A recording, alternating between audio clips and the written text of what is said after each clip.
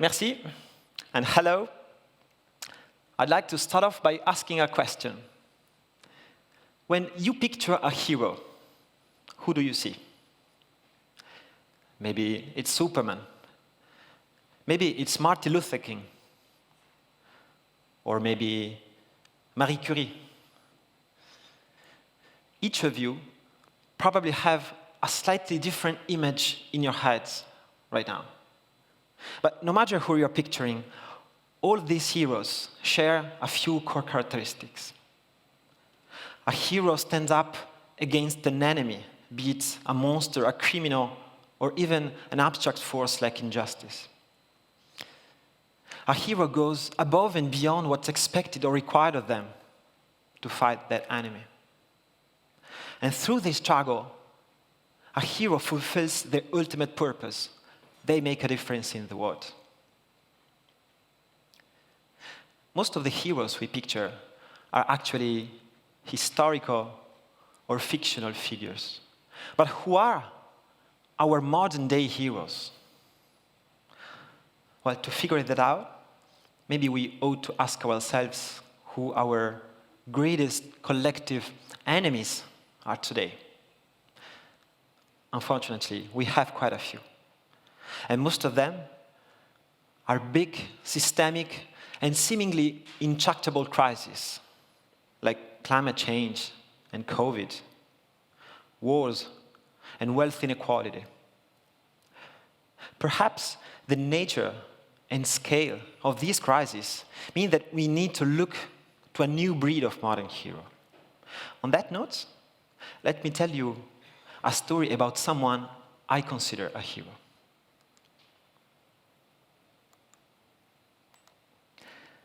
Six years ago, the Swiss explorer Bertrand Piccard flew around the world in a solar-powered plane, a first-of-its-kind flight, which didn't use a drop of fossil fuel.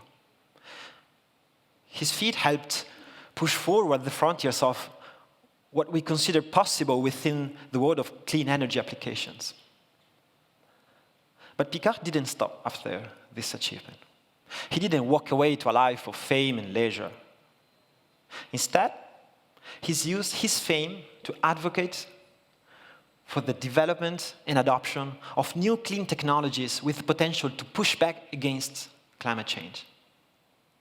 Perhaps most notably, he's been participating in climate negotiations. And with his foundation, he works with investors to select investment in clean tech startups. And he works with policymakers and city officials for the implementation of clean and energy-efficient solutions in several cities across Europe. Critics of capitalism often cast business as part of the problem, as the enemies we need heroes to confront. I understand that attitude. But I believe, and I hope that over the next few minutes, most of you will come to believe this as well, that some businesses, especially entrepreneurs like Piccard, can be part of the solution. They can be the modern heroes we need. They can be the ones we've come to call heropreneurs, a term qualifying those individuals who launch or run entrepreneurial ventures meant to help solve global crises. In my work and my research, I've encountered many entrepreneurs, and I've identified 5 characteristics of entrepreneurs that I believe position them well to tackle our modern enemies. 1, entrepreneurs are agents of change and experts on change. Entrepreneurs, by definition, disrupt the status quo, often bringing radical innovations to market. But they also thrive in times of great external change and uncertainty, like the periods of crisis we are living through. Think of the number of firms that during the COVID pandemic swiftly pivoted from producing things like alcoholic beverages to hand sanitizers, both helping them survive the crisis and meeting a vital need. 2, entrepreneurs often do well by doing good. Although the media sometimes portrays entrepreneurs as people who are just out for financial gain, research has shown that many are actually driven by something more than that. Many are actually hoping to improve people's lives with their venture. And when they are successful, many entrepreneurs want to give back in order to share the fruits of their success with their local communities.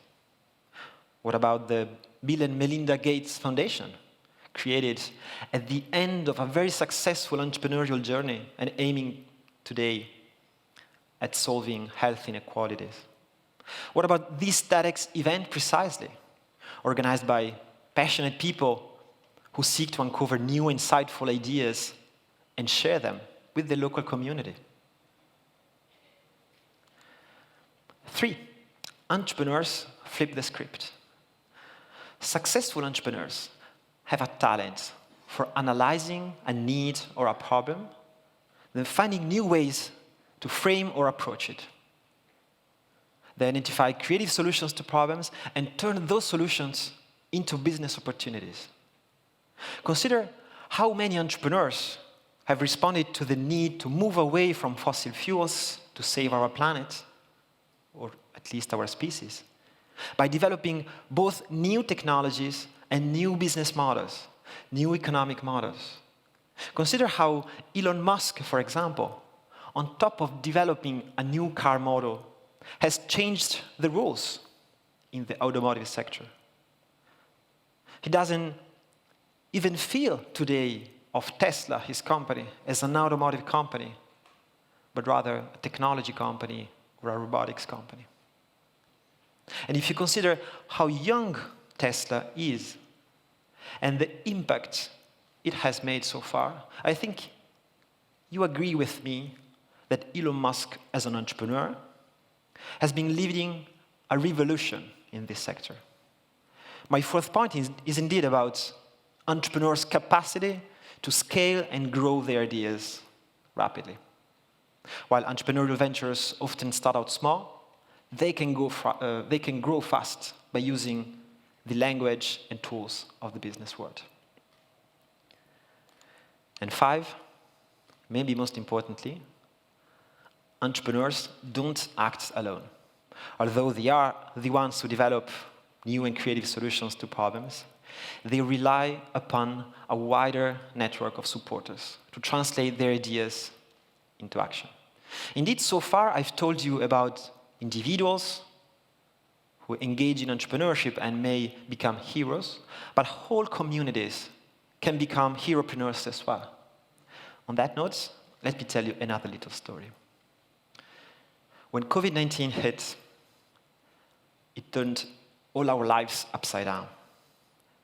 But it took a special toll on healthcare professionals. Especially during the early days of the pandemic, those on the front line struggled in finding enough masks, protective gear, ventilators. And most of us, hearing about these challenges, wanted to do something to help them. But we struggled as individuals to turn our desires into action, didn't we?